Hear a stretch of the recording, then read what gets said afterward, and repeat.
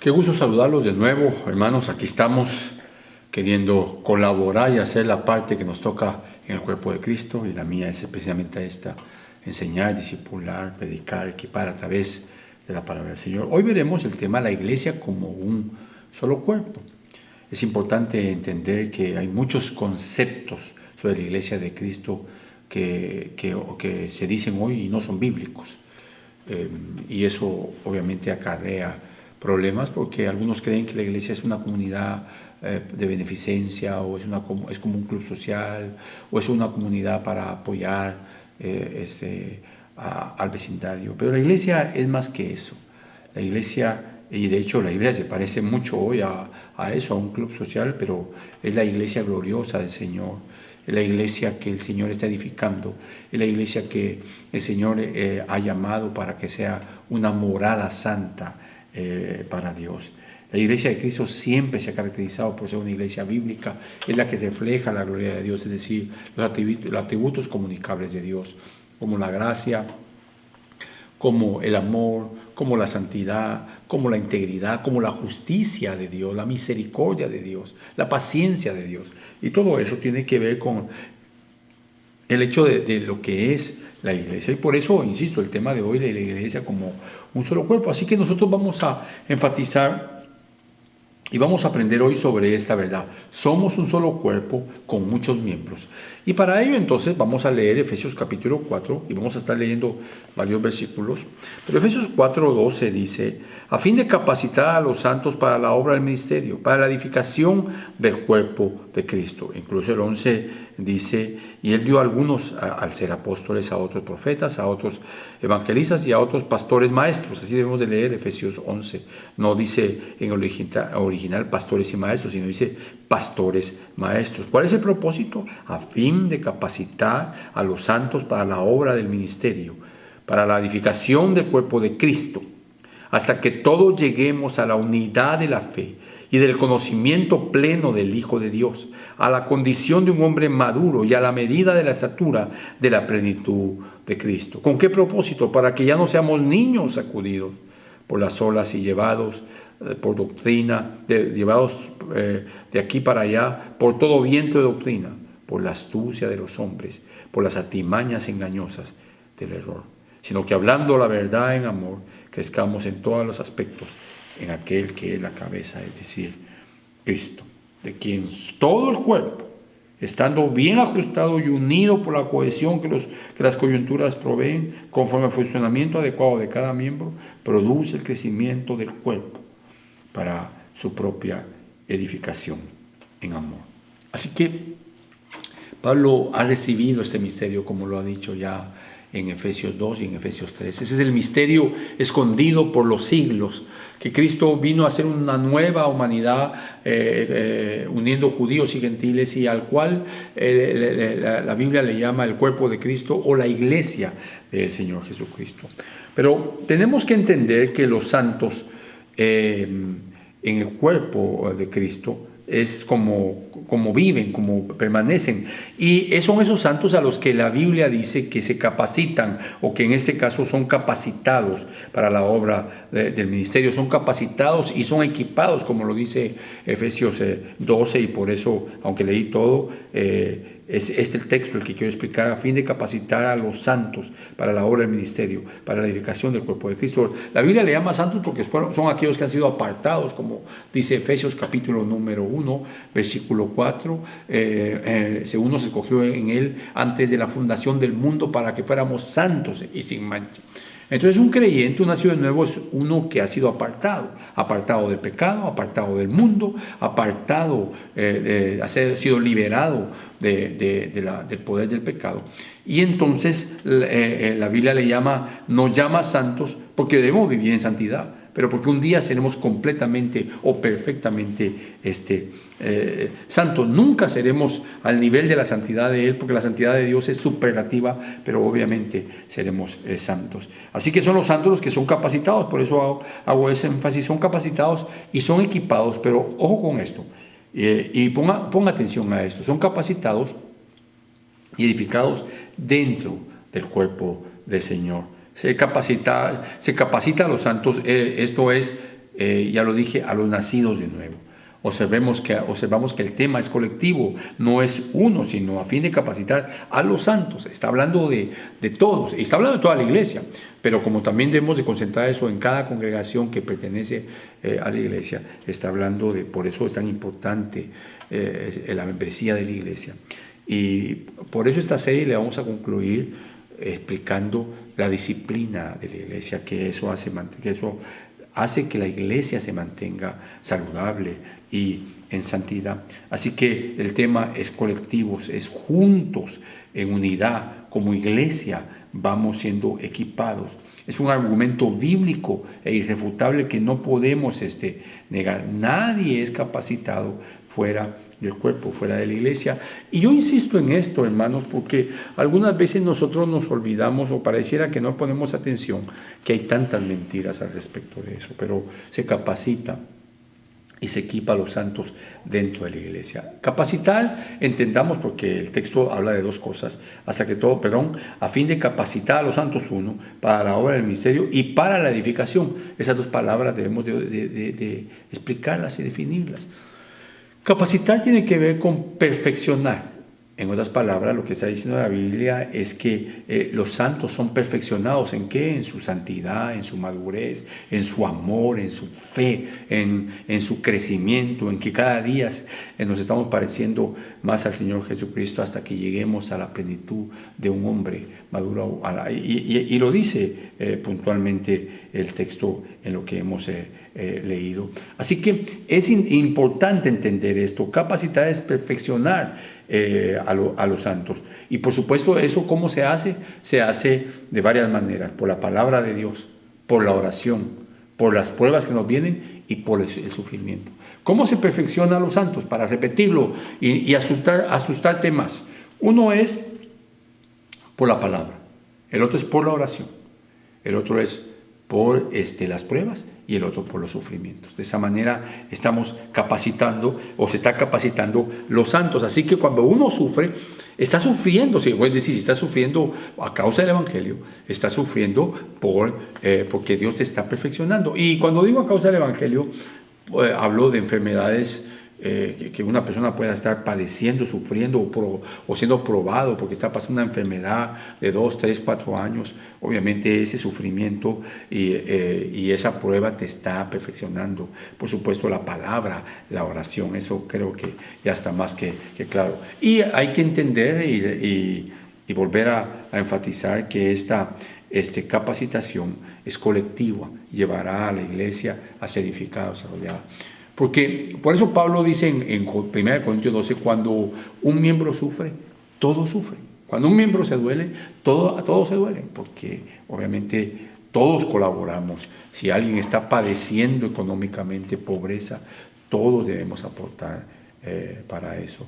Y entonces, en cierta medida, todos nos retraemos de ciertos aspectos que tenemos que hacer. ¿Cuál es el propósito de todo esto? Llegar al conocimiento de Dios, a la madurez, a la plenitud de Cristo. Y entonces regreso al texto para que lo veamos. Dice, sino que hablando, y leo 4:15, sino que hablando la verdad en amor, crezcamos en todos los aspectos en aquel que es la cabeza, es decir, Cristo, de quien todo el cuerpo, estando bien ajustado y unido por la cohesión que las coyunturas proveen, conforme al funcionamiento adecuado de cada miembro, produce el crecimiento del cuerpo para su propia edificación en amor.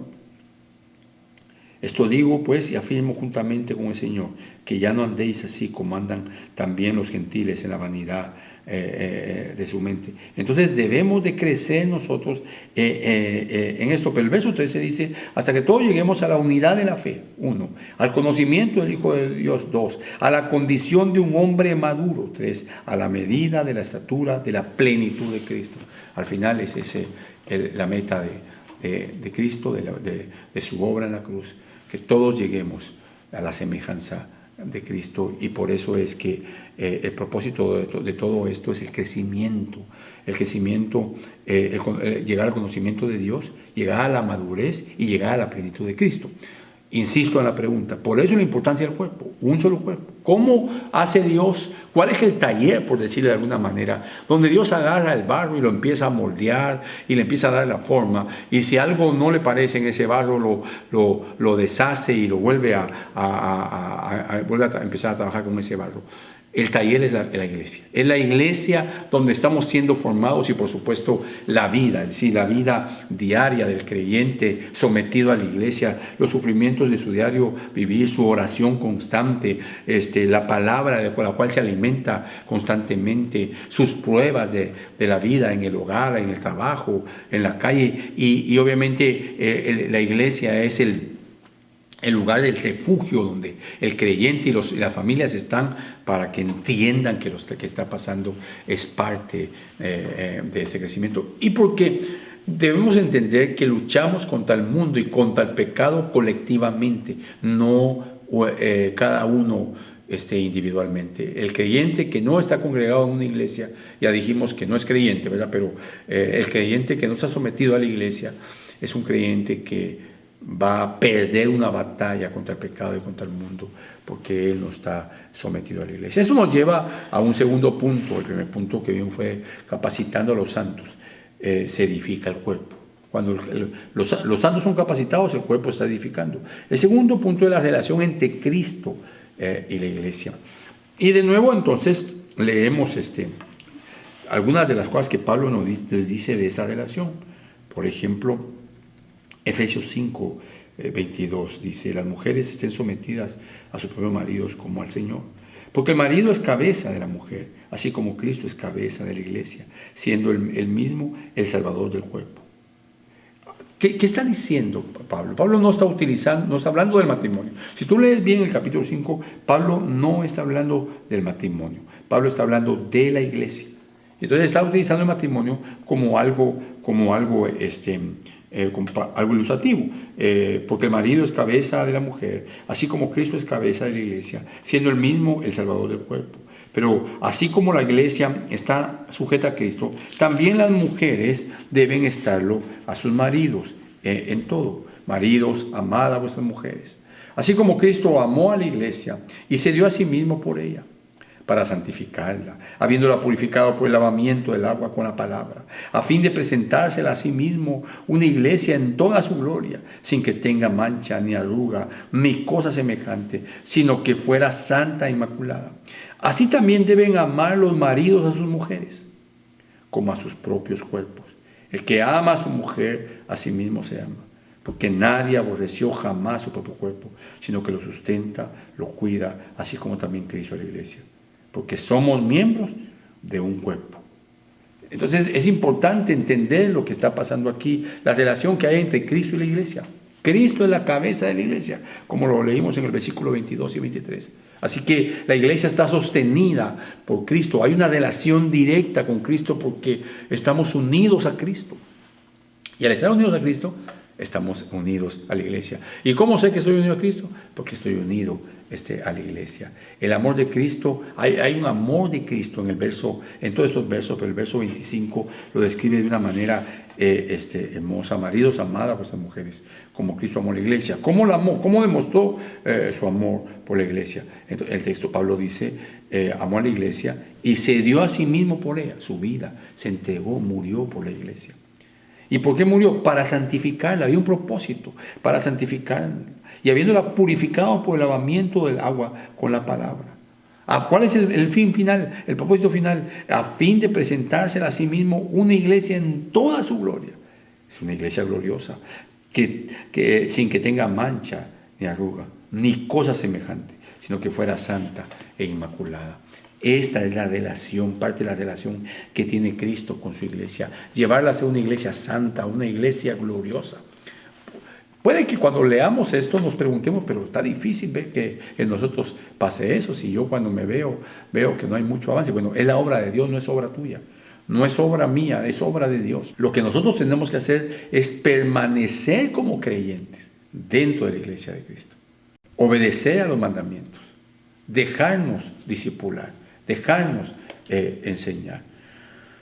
El amor de Cristo a la iglesia, ya te lo dije, está definido en ese capítulo, versículo 25 del capítulo 5. Un creyente está dentro de la iglesia porque Cristo lo ama. Ese es el punto. Está dentro de la iglesia porque por la obra de la cruz en el Calvario, el Espíritu Santo lo ha injertado en la iglesia. Porque el Padre eligió a ese miembro de la iglesia antes de la fundación del mundo para salvarlo, para redimirlo por la obra de Cristo en la cruz. Y ahora el Espíritu Santo le ha aplicado esa redención al elegido y ahora es parte de la iglesia. Y todo eso lo ha hecho Dios con cada miembro de la iglesia por una verdad monumental, por amor.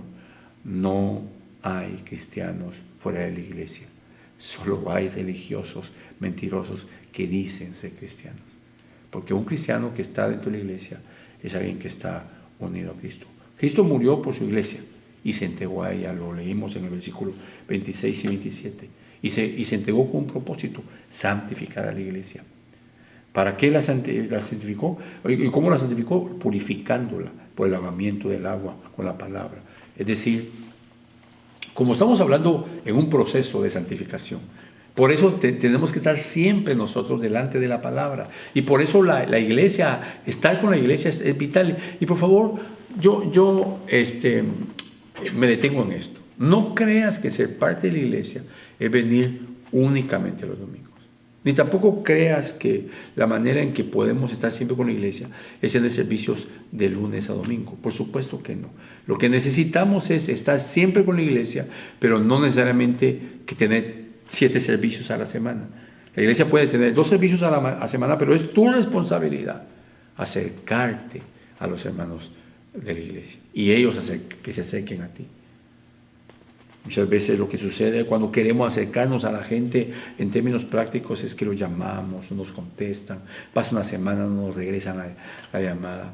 Eso solo dice mucho de alguien que no quiere tener contacto con la iglesia. Pablo dice que maridos, amad a vuestras mujeres, así como Cristo amó a la iglesia y se dio a sí mismo por ella, para santificarla, habiéndola purificado por el lavamiento de agua con la palabra. Entonces, cuando el creyente o el miembro de la iglesia camina con todos los miembros de la iglesia, se están edificando con la palabra. Ahora, si tú me dices a mí, no, hermano, yo conozco a alguien que camino con hermanos que no me hablan de la palabra, bueno, esa persona necesita ser reprendida y necesita ser instruida. Aquel tema de los creyentes debe ser la palabra. Y no hay nada más ni nada menos importante. No hay nada más importante. Y no tampoco debemos de darle menos importancia a la palabra. Solo de la palabra hablamos. Bueno, es que ese es el tema. Es lo que Pablo está diciendo, que un creyente está dentro de la iglesia porque Cristo lo ama, pero también un cristiano fuera de la iglesia no puede ser cristiano, pero también la Biblia dice que Cristo murió por nosotros y se entregó a la iglesia, es decir, somos parte de la iglesia. Y esta obra la hace el Señor solo dentro de la iglesia, de santificación, de madurez. Un cristiano permanece en la iglesia porque es la obra de Dios, si no permanece, puede llegar y se van a ir. Y Cristo también sustenta y cuida a su iglesia. Por ello somos miembros de su cuerpo. De hecho, ya lo hemos leído, el versículo 29, porque nadie aborreció jamás su propio cuerpo, sino que lo sustenta y lo cuida, así como también Cristo a la iglesia. ¿Qué está diciendo Pablo? Que Cristo está sustentando y cuidando a la iglesia. Tú te cuidas, hermano, tú te alimentas, tú duermes, tú descansas, tú te bañas, te estás cuidando, eso es cuidado. Pero también sustentas ese cuerpo, lo sustentas durmiendo, lo sustentas descansando cuando tienes demasiado, o cada vez que te sientes demasiado cansado, lo sustentas comiendo. Y los que entienden un poco más sobre cómo sustentar este cuerpo, lo sustentan también con ejercicio, lo sustentan tratando de alimentarse correctamente para no tener un cuerpo enfermo. Somos un solo cuerpo con muchos miembros, entiéndelo. La iglesia es un solo cuerpo, no 2, que tiene muchos miembros. Eso nos lleva al segundo punto, un solo cuerpo.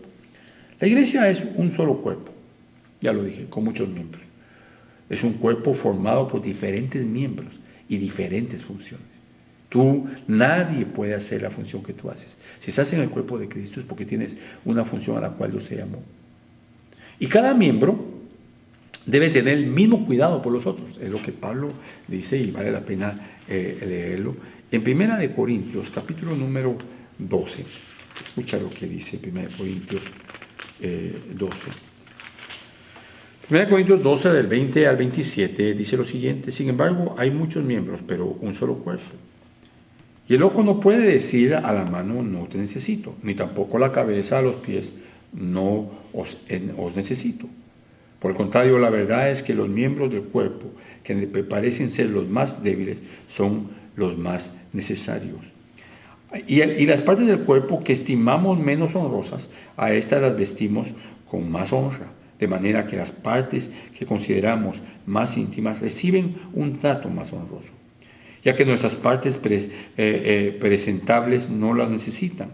Mas así formó Dios el cuerpo, dando mayor honra a la parte que carecía de ella, a fin de que en el cuerpo no haya división, sino que los miembros tengan el mismo cuidado unos por otros.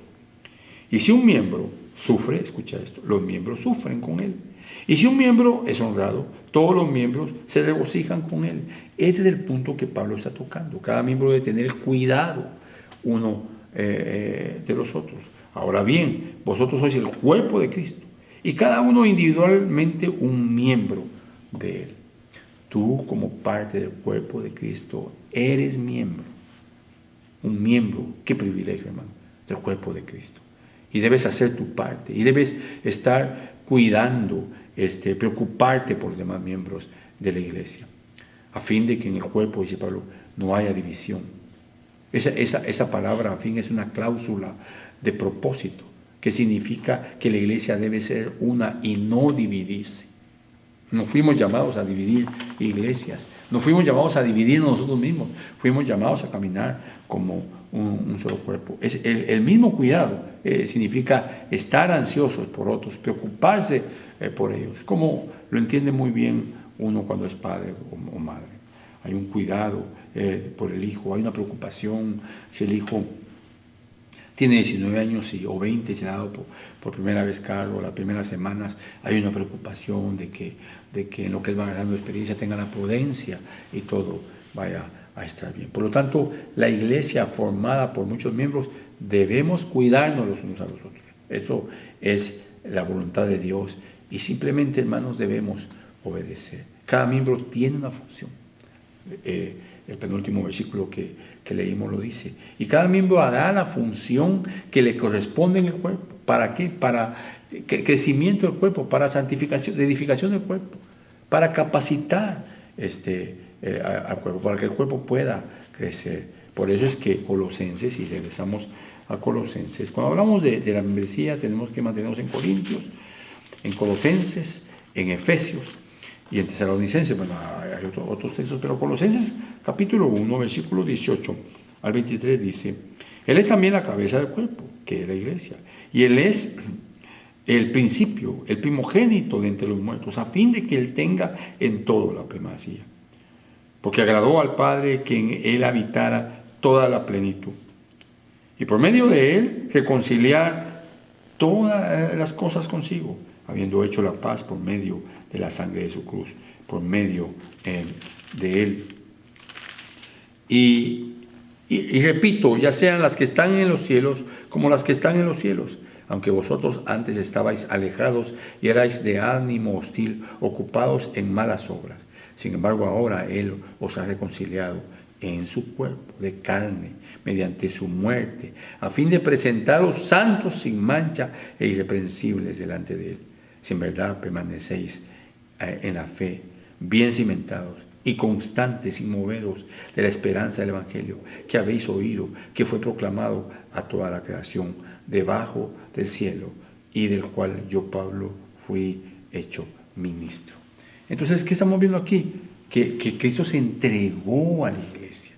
Él lo dice claramente cuando habla en el texto versículo 22. Sin embargo, ahora Él os ha reconciliado en su cuerpo de carne mediante su muerte. Cristo es la cabeza, como la cabeza de la iglesia se entregó por nosotros. Y tenemos entonces que entender que cada miembro hace su función. Cristo hizo su función, Pablo hizo su función, te toca a ti y a mí hacer la función. Cada creyente fue llamado con un propósito, como un miembro, con una función en el cuerpo. Como miembro tienes una función en el cuerpo. Pablo, de hecho, diciendo esto, dice: ahora me alegro de mis sufrimientos por vosotros, y en mi carne, completando lo que falta de las aflicciones de Cristo, hago mi parte en su cuerpo, que es la iglesia. Tal vez lo leeré desde el versículo 22. Sin embargo, ahora Él os ha reconciliado con su cuerpo de carne mediante su muerte, a fin de presentaros santos, sin mancha, irreprensibles delante de Él.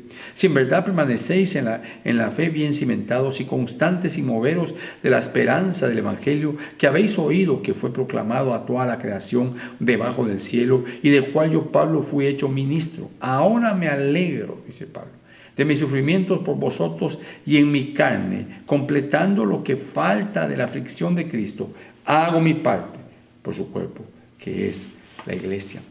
¿Podrías tú decir lo mismo? ¿Podrías decir, estoy haciendo mi parte? Bueno, si no lo puedes decir, si lo puedes decir, te digo, siga adelante. Si no lo puedes decir, te digo, empieza a trabajar. Trabaja para el Señor. Trabaja dentro del cuerpo de Cristo. Trabaja por el Evangelio. Trabaja por la causa del Evangelio. Y irás descubriendo cuál es la parte que te corresponde. Por eso cada miembro tiene una función. Y somos un solo cuerpo con muchos miembros. Así que una sola iglesia, un solo cuerpo que tiene muchos miembros. Eso nos lleva a nuestro último punto. La iglesia es un solo cuerpo. El llamado del Evangelio, amados, no es un llamado a individuos, aunque nos llaman individualmente, pero el llamado a esos individuos es un llamado a que permanezcan en la iglesia. Colosenses en esto es contundente. Colosenses y Efesios tienen esa característica de estar constantemente enseñándonos sobre la membresía de la iglesia. Y el capítulo 3 del versículo 15 dice: y que la paz de Cristo reine en vuestros corazones, a la cual en verdad fuisteis llamados en un solo cuerpo, y sed agradecidos. Así que el llamado es a cada uno, un llamado de paz significa que nos han reconciliado con el Padre, pero ese llamado individual realmente se convierte en un llamado corporativo, y que la paz de Cristo reine en vuestros corazones, a la cual en verdad fuiste llamados en un solo cuerpo. Ser agradecidos. El llamado del Evangelio es un llamado colectivo, es un llamado a formar parte del cuerpo de Cristo. Y sobre el fundamento bíblico, o sobre este fundamento bíblico, la iglesia se va ajustando y creciendo. Hemos visto esto ya en el pasado, pero te lo traigo de nuevo a colación, porque en Efesios capítulo 2, versículo 19, Pablo dice: así pues, que ya no sois extraños ni extranjeros, sino que sois conciudadanos de los santos y sois de la familia de Dios, edificados sobre el fundamento de los apóstoles y profetas, siendo Cristo Jesús mismo la piedra angular, en quien todo el edificio, escucha esto, en quien todo el edificio bien ajustado va creciendo para ser un templo santo en el Señor. La iglesia, como un solo cuerpo, bien ajustado, unido, va creciendo, en quien también vosotros sois juntamente edificados para morada de Dios con el Espíritu. ¿Qué debemos de recalcar en esta frase? Que es juntamente edificados, que la iglesia va creciendo. Entonces, ¿cuál es mi tarea? En que también vosotros sois juntamente edificados para morada de Cristo. Por el versículo 21, en quien todo el edificio bien ajustado va creciendo para ser un templo santo en el Señor. Tu primera parte es que te unas a la iglesia y te sometas a ella, y que empieces a trabajar por el Evangelio, por la causa de Cristo, y todos bien unidos también podamos juntamente edificarnos los unos a los otros, para que seamos una morada de Dios en el Espíritu. Esto es la iglesia de Cristo.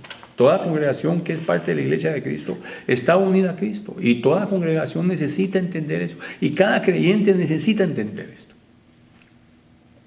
Hay muchas congregaciones bíblicas que sus miembros todavía no responden, y nosotros somos una de ellas.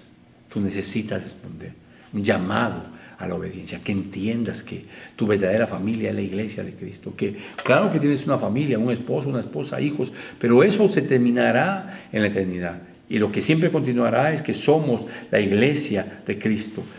La iglesia se edifica sobre el fundamento bíblico. El cuerpo está fundamentado sobre el punto o las verdades bíblicas. Y la iglesia se va ajustando y va creciendo cuando somos edificados unos con otros. El propósito es crecer en santidad. Solo dentro del cuerpo los creyentes crecen. No hay otro lugar donde los creyentes puedan crecer. Los textos del 19 al 22 tienen una idea colectiva, en plural, lo dice claramente.